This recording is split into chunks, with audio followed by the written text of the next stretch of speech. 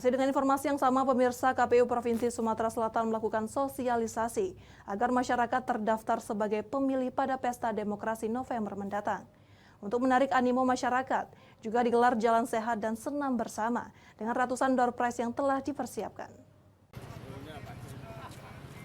Komisi Pemilihan Umum Provinsi Sumatera Selatan menggelar jalan sehat dan juga senam bersama yang bertempat di pelataran Kambang Iwak, Palembang.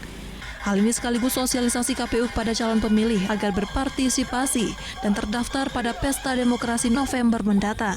Saat ini pendaftaran pemilih masih dibuka hingga 24 Juli mendatang, dan hingga sekarang angka pemilih tetap di wilayah Sumatera Selatan berada di angka 6,3 juta penduduk. Event tahunan ini merupakan momen penting sebagai sarana sosialisasi pemilih. Dan di bulan Agustus merupakan persiapan penerimaan pendaftaran pasangan calon gubernur, bupati maupun wali kota. Seluruh warga di Sumatera Selatan, lokasinya di Palembang, untuk memastikan terdaftar sebagai pemilih pemilihan gubernur, bupati, dan wali kota.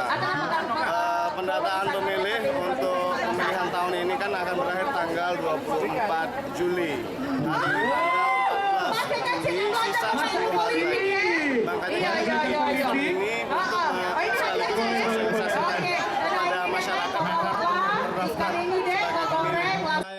Bagi warga Kota Palembang yang belum juga terdaftar sebagai pemilih, untuk segera melapor ke kantor PPS maupun PPK di wilayah tempat tinggal masing-masing. Dari Palembang, Erwin Setiawan, iNews melaporkan.